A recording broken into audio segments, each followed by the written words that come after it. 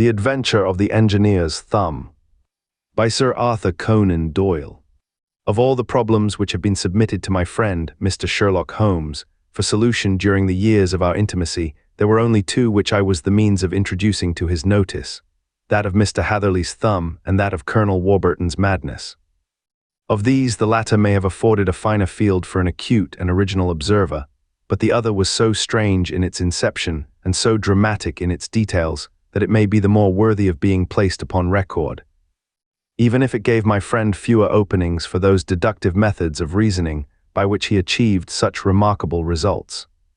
The story has, I believe, been told more than once in the newspapers, but, like all such narratives, its effect is much less striking when set forth en bloc in a single half-column of print than when the facts slowly evolve before your own eyes, and the mystery clears gradually away as each new discovery furnishes a step which leads on to the complete truth. At the time, the circumstances made a deep impression upon me, and the lapse of 2 years has hardly served to weaken the effect. It was in the summer of '89, not long after my marriage, that the events occurred which I am now about to summarize.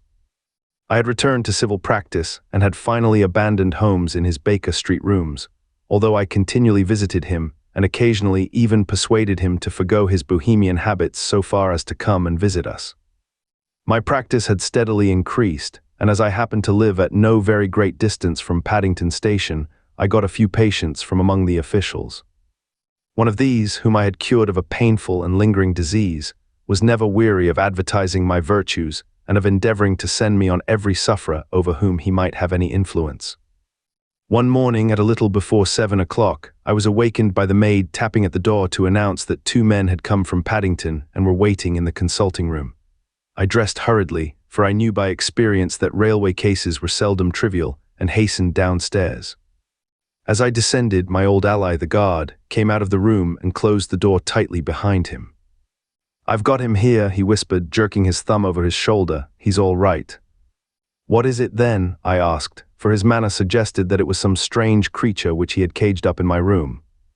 "It's a new patient," he whispered. "I thought I'd bring him round myself, then he couldn't slip away. There he is, all safe and sound. I must go now, doctor. I have my duties just the same as you." And off he went, this trusty tout, without even giving me time to thank him. I entered my consulting room and found a gentleman seated by the table. He was quietly dressed in a suit of heather tweed with a soft cloth cap which he had laid down upon my books. Round one of his hands he had a handkerchief wrapped, which was mottled all over with bloodstains. He was young, not more than 25, I should say, with a strong, masculine face, but he was exceedingly pale and gave me the impression of a man who was suffering from some strong agitation, which it took all his strength of mind to control. "I am sorry to knock you up so early, doctor," said he, "but I have had a very serious accident during the night.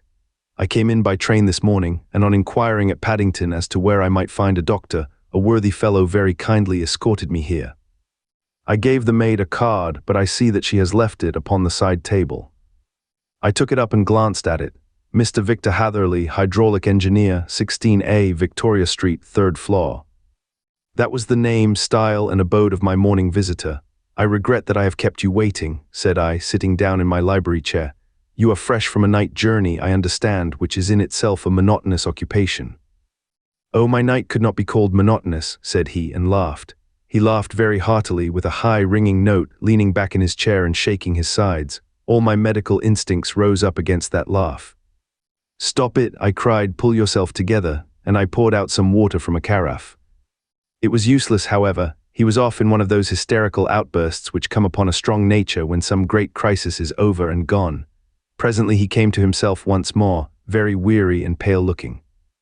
"I have been making a fool of myself," he gasped. "Not at all, drink this." I dashed some brandy into the water, and the color began to come back to his bloodless cheeks. "That's better," said he. "And now, doctor, perhaps you would kindly attend to my thumb, or rather to the place where my thumb used to be."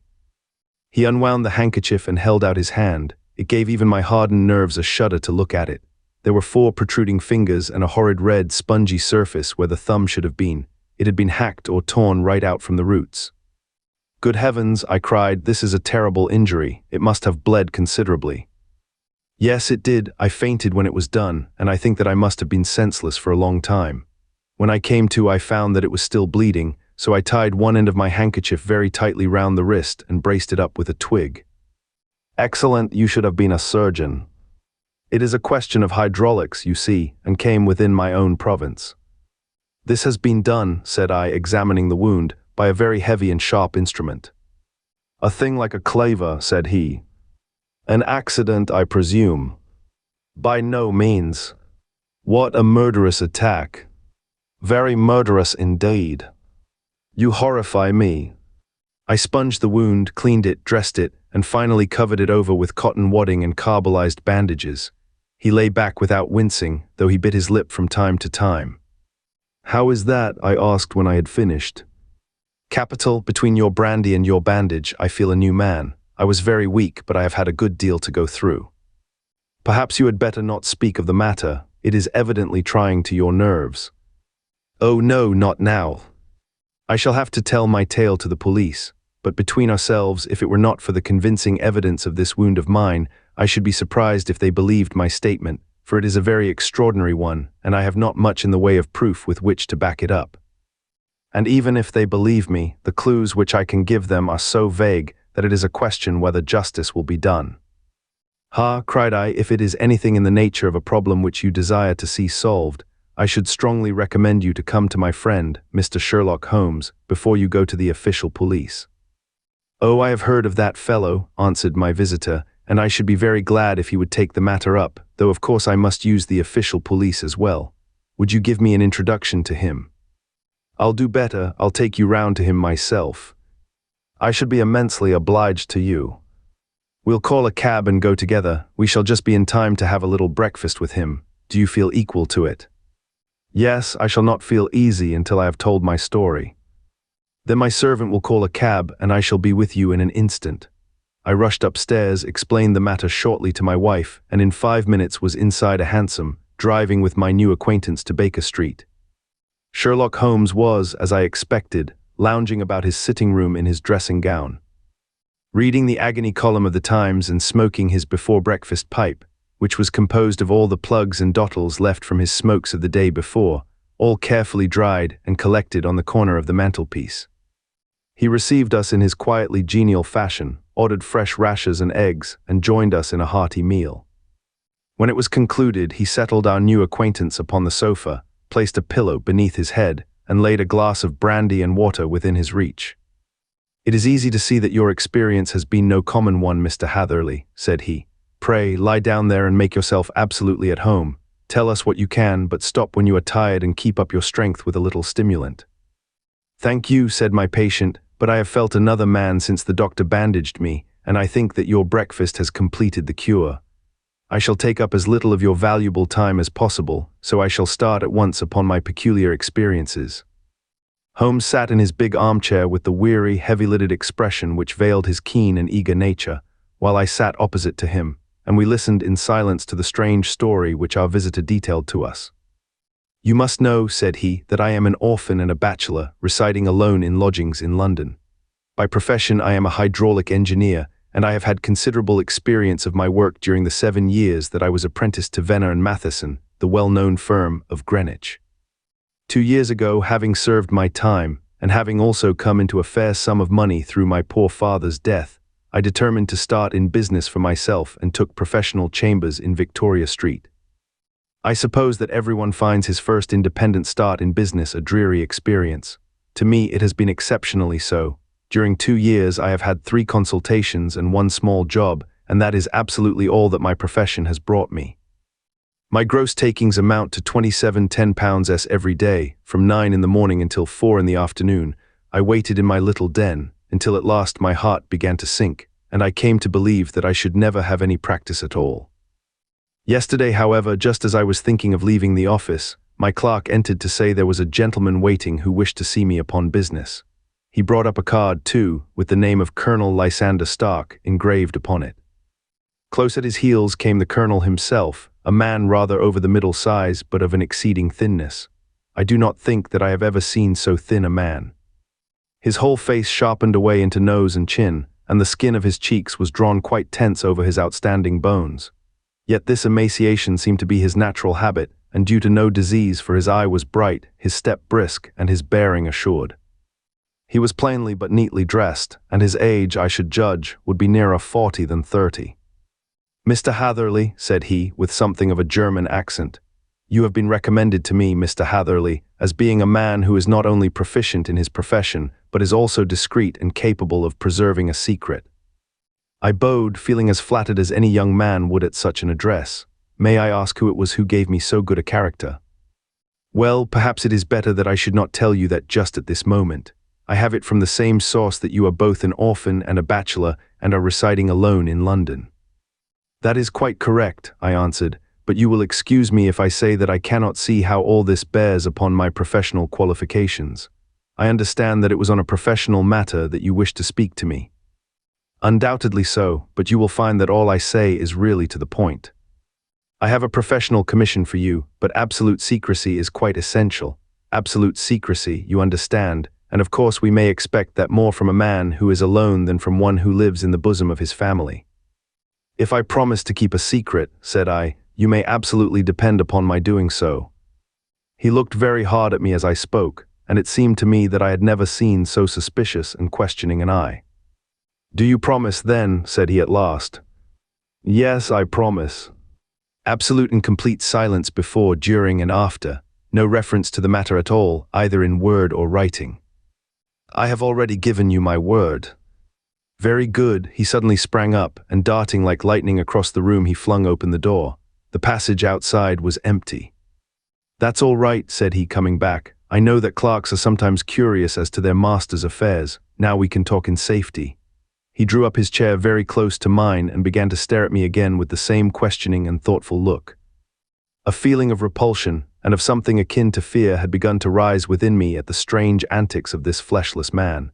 Even my dread of losing a client could not restrain me from showing my impatience.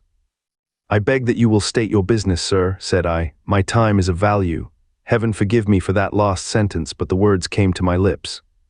"How would 50 guineas for a night's work suit you?" he asked. "Most admirably."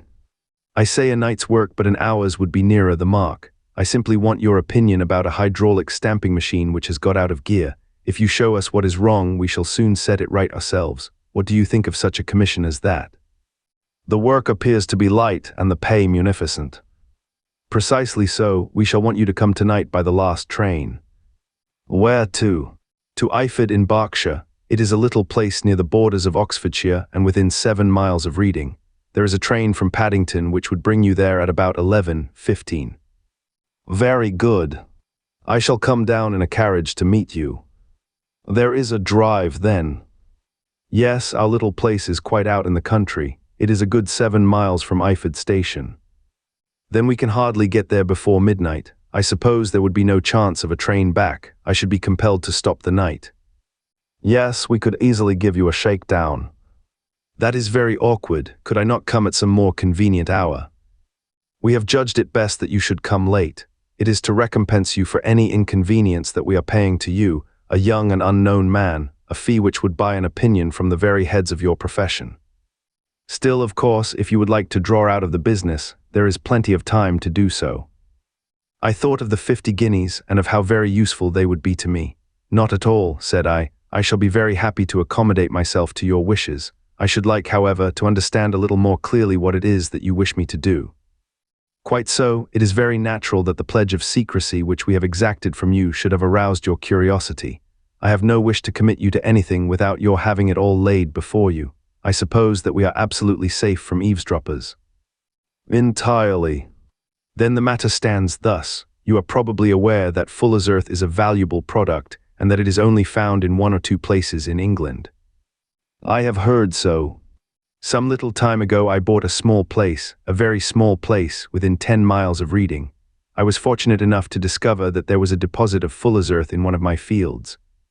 On examining it, however, I found that this deposit was a comparatively small one, and that it formed a link between 2 very much larger ones upon the right and left, both of them, however, in the grounds of my neighbors. These good people were absolutely ignorant that their land contained that which was quite as valuable as a gold mine. Naturally, it was to my interest to buy their land before they discovered its true value, but unfortunately I had no capital by which I could do this. I took a few of my friends into the secret, however, and they suggested that we should quietly and secretly work our own little deposit, and that in this way we should earn the money which would enable us to buy the neighboring fields. This we have now been doing for some time, and in order to help us in our operations, we erected a hydraulic press. This press, as I have already explained, has got out of order, and we wish your advice upon the subject.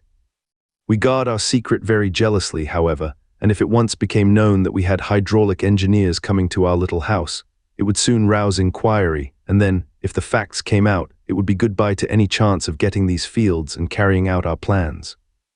That is why I have made you promise me that you will not tell a human being that you are going to Iford tonight. I hope that I make it all plain. I quite follow you, said I. The only point which I could not quite understand was what use you could make of a hydraulic press in excavating fuller's earth, which, as I understand, is dug out like gravel from a pit. "Oh," said he carelessly, "we have our own process. We compress the earth into bricks so as to remove them without revealing what they are, but that is a mere detail. I have taken you fully into my confidence now, Mr. Hatherley, and I have shown you how I trust you." He rose as he spoke. "I shall expect you then at Iford at 11:15. "I shall certainly be there." And not a word to a soul. He looked at me with a last long, questioning gaze, and then, pressing my hand in a cold, dank grasp, he hurried from the room. Well, when I came to think it all over in cool blood, I was very much astonished, as you may both think, at this sudden commission which had been entrusted to me. On the one hand, of course, I was glad, for the fee was at least tenfold what I should have asked had I set a price upon my own services, and it was possible that this order might lead to other ones. On the other hand, the face and manner of my patron had made an unpleasant impression upon me, and I could not think that his explanation of the fuller's earth was sufficient to explain the necessity for my coming at midnight, and his extreme anxiety lest I should tell anyone of my errand.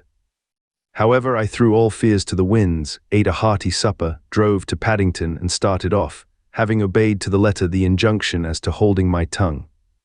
At Reading I had to change not only my carriage but my station. However, I was in time for the last train to Iford, and I reached the little dim-lit station after 11 o'clock. I was the only passenger who got out there, and there was no one upon the platform save a single sleepy porter with a lantern. As I passed out through the wicket gate, however, I found my acquaintance of the morning waiting in the shadow upon the other side. Without a word, he grasped my arm and hurried me into a carriage, the door of which was standing open. He drew up the windows on either side, tapped on the woodwork, and away we went as fast as the horse could go. "One horse," interjected Holmes. "Yes, only one." "Did you observe the color?" "Yes, I saw it by the side lights when I was stepping into the carriage. It was a chestnut." "Tired looking or fresh?" "Oh, fresh and glossy." "Thank you, I am sorry to have interrupted you. Pray continue your most interesting statement." Away we went then, and we drove for at least an hour. Colonel Lysander Stark had said that it was only 7 miles, but I should think, from the rate that we seemed to go, and from the time that we took, that it must have been nearer 12. He sat at my side in silence all the time, and I was aware, more than once when I glanced in his direction, that he was looking at me with great intensity. The country roads seemed to be not very good in that part of the world, for we lurched and jolted terribly. I tried to look out of the windows to see something of where we were, but they were made of frosted glass, and I could make out nothing save the occasional bright blur of a passing light. Now and then I hazarded some remark to break the monotony of the journey, but the colonel answered only in monosyllables, and the conversation soon flagged. At last, however, the bumping of the road was exchanged for the crisp smoothness of a gravel drive, and the carriage came to a stand. Colonel Lysander Stark sprang out, and, as I followed after him, pulled me swiftly into a porch which gaped in front of us. We stepped, as it were, right out of the carriage and into the hall, so that I failed to catch the most fleeting glance of the front of the house. The instant that I had crossed the threshold, the door slammed heavily behind us, and I heard faintly the rattle of the wheels as the carriage drove away. It was pitch dark inside the house, and the colonel fumbled about looking for matches and muttering under his breath. Suddenly a door opened at the other end of the passage, and a long, golden bar of light shot out in our direction. It grew broader, and a woman appeared with a lamp in her hand, which she held above her head, pushing her face forward and peering at us. I could see that she was pretty, and from the gloss with which the light shone upon her dark dress, I knew that it was a rich material. She spoke a few words in a foreign tongue in a tone as though asking a question, and when my companion answered in a gruff monosyllable, she gave such a start that the lamp nearly fell from her hand. Colonel Stark went up to her, whispered something in her ear, and then, pushing her back into the room from whence she had come, he walked towards me again with the lamp in his hand. "Perhaps you will have the kindness to wait in this room for a few minutes," said he, throwing open another door. It was a quiet, little, plainly furnished room with a round table in the center, on which several German books were scattered. Colonel Stark laid down the lamp on the top of a harmonium beside the door. "I shall not keep you waiting an instant," said he, and vanished into the darkness. I glanced at the books upon the table, and in spite of my ignorance of German, I could see that 2 of them were treatises on science, the others being volumes of poetry. Then I walked across to the window, hoping that I might catch some glimpse of the countryside, but an oak shutter, heavily barred, was folded across it. It was a wonderfully silent house. There was an old clock ticking loudly somewhere in the passage, but otherwise everything was deadly still. A vague feeling of uneasiness began to steal over me. Who were these German people, and what were they doing living in this strange, out-of-the-way place? And where was the place? I was 10 miles or so from Ifid, that was all I knew, but whether north, south, east, or west I had no idea. For that matter, Reading and possibly other large towns were within that radius, so the place might not be so secluded after all. Yet it was quite certain, from the absolute stillness, that we were in the country. I paced up and down the room, humming a tune under my breath to keep up my spirits, and feeling that I was thoroughly earning my 50-guinea fee. Suddenly, without any preliminary sound in the midst of the utter stillness, the door of my room swung slowly open.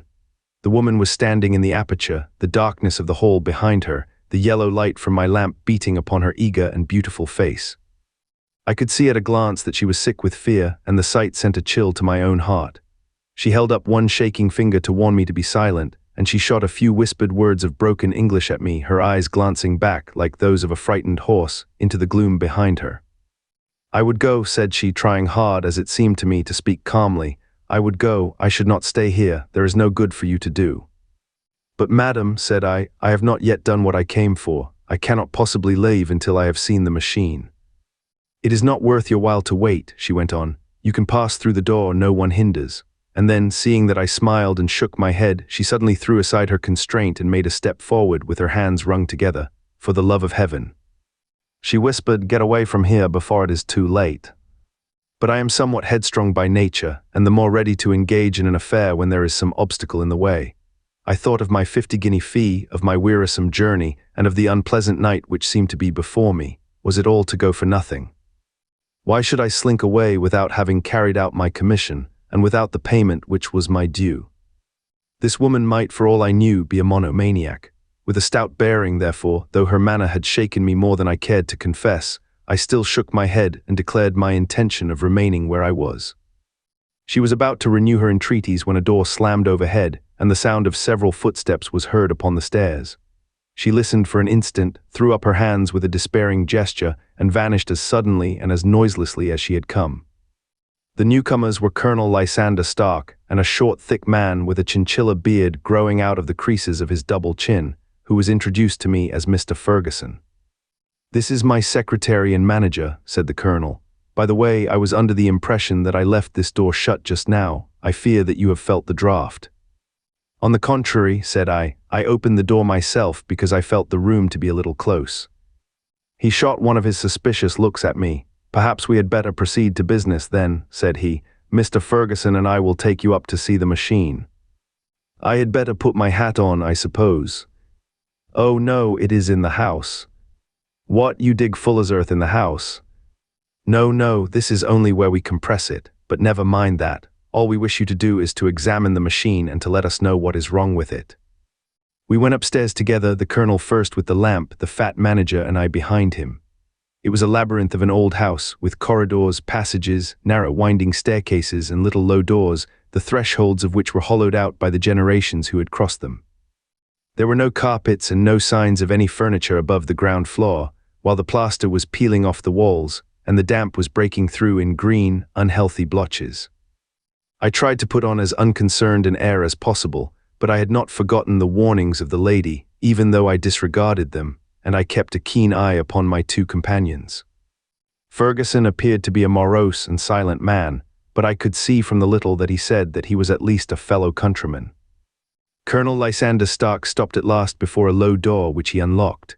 Within was a small, square room in which the three of us could hardly get at one time. Ferguson remained outside and the colonel ushered me in. "We are now," said he, "actually within the hydraulic press, and it would be a particularly unpleasant thing for us if anyone were to turn it on. The ceiling of this small chamber is really the end of the descending piston, and it comes down with the force of many tons upon this metal floor. There are small lateral columns of water outside which receive the force, and which transmit and multiply it in the manner which is familiar to you.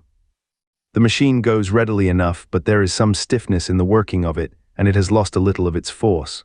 Perhaps you will have the goodness to look it over and to show us how we can set it right." I took the lamp from him, and I examined the machine very thoroughly.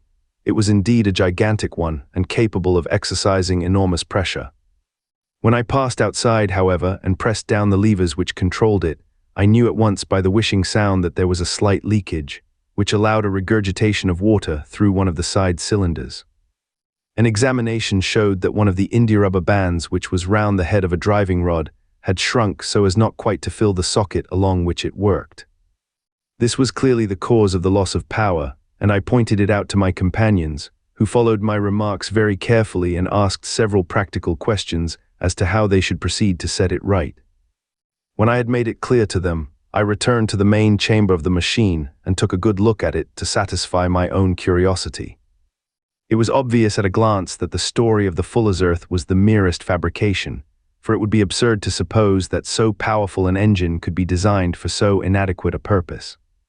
The walls were of wood, but the floor consisted of a large iron trough, and when I came to examine it, I could see a crust of metallic deposit all over it.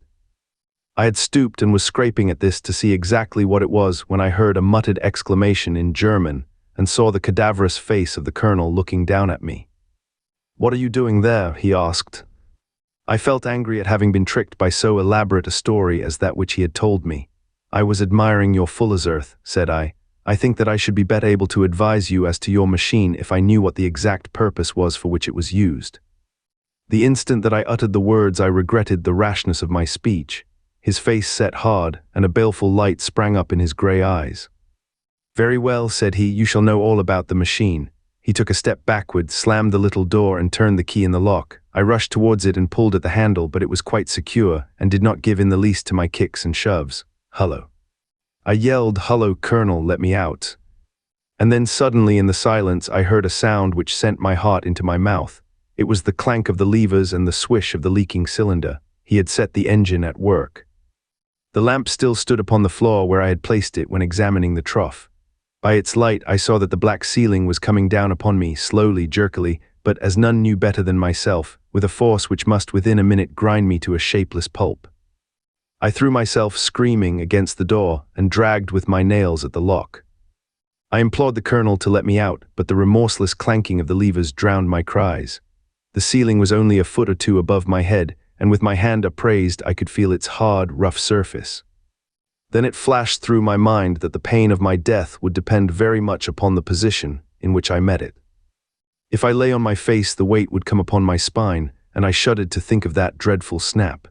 Easier the other way, perhaps, and yet, had I the nerve to lie and look up at that deadly black shadow wavering down upon me? Already I was unable to stand erect, when my eye caught something which brought a gush of hope back to my heart. I have said that though the floor and ceiling were of iron, the walls were of wood. As I gave a last hurried glance around, I saw a thin line of yellow light between two of the boards, which broadened and broadened as a small panel was pushed backward. For an instant I could hardly believe that here was indeed a door which led away from death. The next instant I threw myself through and lay half fainting upon the other side. The panel had closed again behind me, but the crash of the lamp, and a few moments afterwards the clang of the two slabs of metal, told me how narrow had been my escape.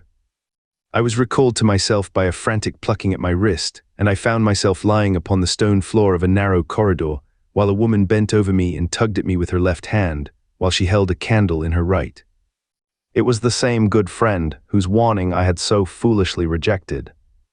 "Come, come," she cried breathlessly. "They will be here in a moment. They will see that you are not there. Oh, do not waste the so precious time, but come."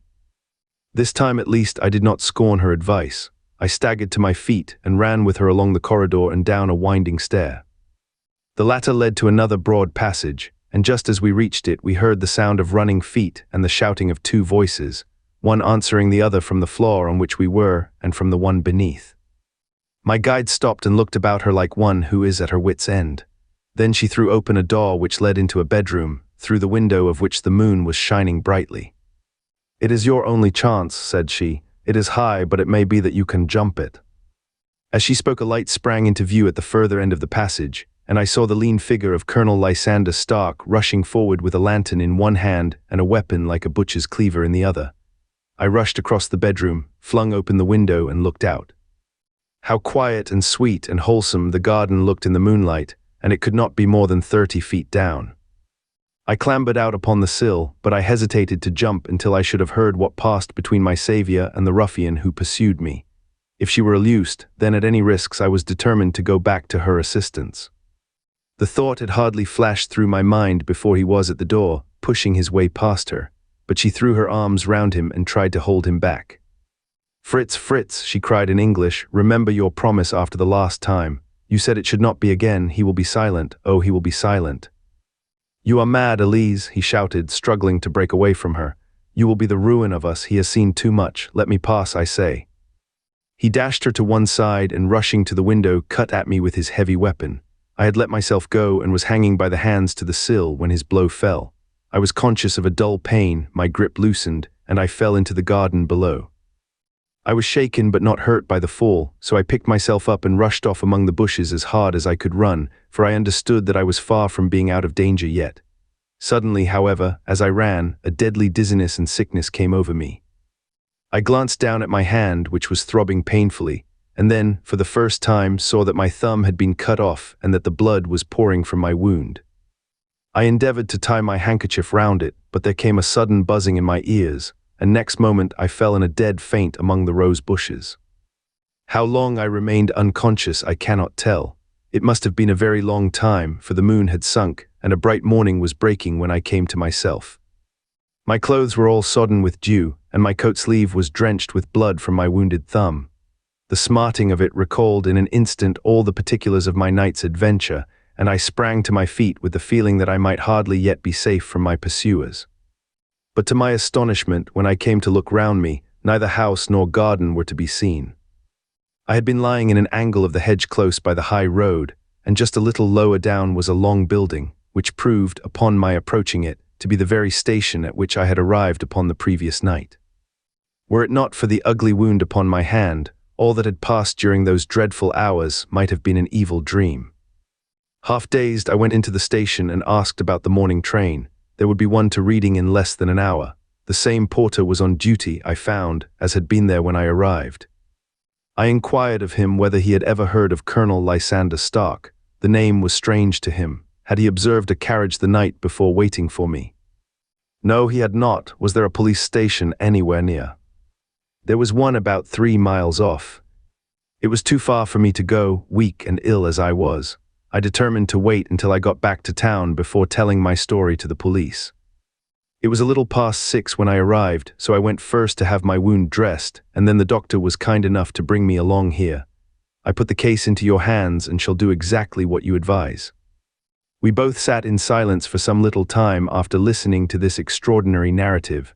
Then Sherlock Holmes pulled down from the shelf one of the ponderous commonplace books in which he placed his cuttings. "Here is an advertisement which will interest you," said he. "It appeared in all the papers about a year ago. Listen to this. Lost on the 9th inst, Mr. Jeremiah Hailing, aged 26, a hydraulic engineer, left his lodgings at 10 o'clock at night and has not been heard of since. Was dressed in, etc., etc. Ha. That represents the last time that the colonel needed to have his machine overhauled, I fancy." "Good heavens," cried my patient, "then that explains what the girl said." Undoubtedly, it is quite clear that the colonel was a cool and desperate man, who was absolutely determined that nothing should stand in the way of his little game, like those out-and-out pirates who will leave no survivor from a captured ship. Well, every moment now is precious, so if you feel equal to it, we shall go down to Scotland Yard at once, as a preliminary to starting for Iford.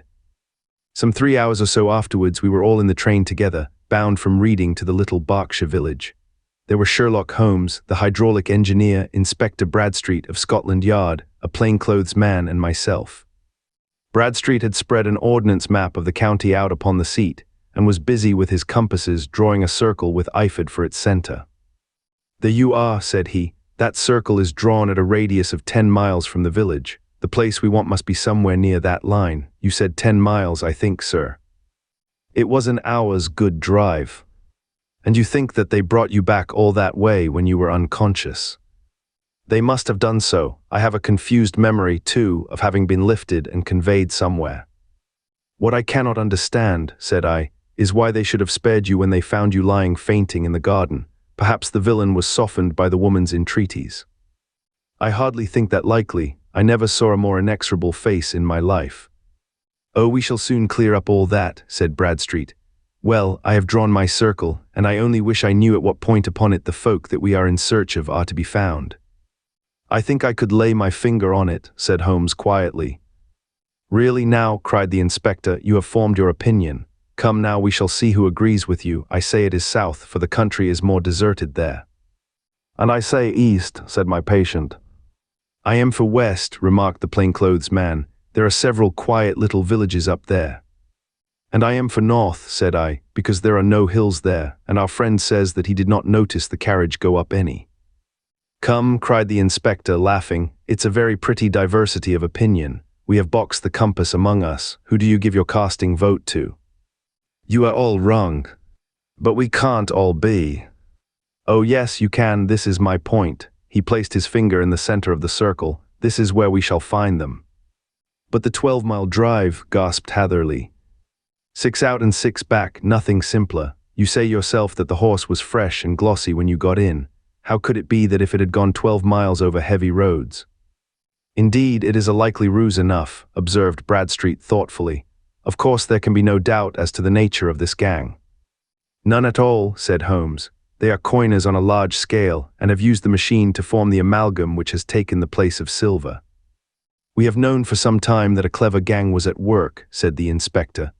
"They have been turning out half-crowns by the thousand. We even traced them as far as Reading, but could get no farther, for they had covered their traces in a way that showed that they were very old hands. But now, thanks to this lucky chance, I think that we have got them right enough." But the inspector was mistaken, for those criminals were not destined to fall into the hands of justice. As we rolled into Iford Station, we saw a gigantic column of smoke which streamed up from behind a small clump of trees in the neighborhood and hung like an immense ostrich feather over the landscape. "A house on fire?" asked Bradstreet as the train steamed off again on its way. "Yes, sir," said the station master. "When did it break out?" "I hear that it was during the night, sir, but it has got worse, and the whole place is in a blaze." "Whose house is it?" "Dr. Betcher's." "Tell me," broke in the engineer, "is Dr. Betcher German, very thin, with a long, sharp nose?" The station master laughed heartily. "No, sir, Dr. Betcher is an Englishman, and there isn't a man in the parish who has a better-lined waistcoat. But he has a gentleman staying with him, a patient, as I understand, who is a foreigner, and he looks as if a little good Berkshire beef would do him no harm." The station master had not finished his speech before we were all hastening in the direction of the fire. The road topped a low hill, and there was a great widespread whitewashed building in front of us, spouting fire at every chink and window, while in the garden in front 3 fire engines were vainly striving to keep the flames under. "That's it," cried Hatherley in intense excitement. "There is the gravel drive, and there are the rose bushes where I lay. That second window is the one that I jumped from." "Well, at least," said Holmes, "you have had your revenge upon them. There can be no question that it was your oil lamp which, when it was crushed in the press, set fire to the wooden walls, though no doubt they were too excited in the chase after you to observe it at the time. Now keep your eyes open in this crowd for your friends of last night, though I very much fear that they are a good 100 miles off by now." And Holmes' fears came to be realized, for from that day to this no word has ever been heard either of the beautiful woman, the sinister German, or the morose Englishman. Early that morning, a peasant had met a cart containing several people and some very bulky boxes driving rapidly in the direction of Reading, but there all traces of the fugitives disappeared, and even Holmes' ingenuity failed ever to discover the least clue as to their whereabouts. The firemen had been much perturbed at the strange arrangements which they had found within, and still more so by discovering a newly severed human thumb upon a windowsill of the second floor. About sunset, however, their efforts were at last successful, and they subdued the flames. But not before the roof had fallen in, and the whole place been reduced to such absolute ruin that, save some twisted cylinders and iron piping, not a trace remained of the machinery which had cost our unfortunate acquaintance so dearly. Large masses of nickel and of tin were discovered stored in an outhouse, but no coins were to be found, which may have explained the presence of those bulky boxes which have been already referred to. How a hydraulic engineer had been conveyed from the garden to the spot where he recovered his senses might have remained forever a mystery were it not for the soft mold, which told us a very plain tale. He had evidently been carried down by two persons, one of whom had remarkably small feet and the other unusually large ones. On the whole, it was most probable that the silent Englishman, being less bold or less murderous than his companion, had assisted the woman to bear the unconscious man out of the way of danger. "Well," said our engineer ruefully as we took our seats to return once more to London, "it has been a pretty business for me. I have lost my thumb and I have lost a 50-guinea fee, and what have I gained?" "Experience," said Holmes, laughing. "Indirectly it may be of value, you know. You have only to put it into words to gain the reputation of being excellent company for the remainder of your existence."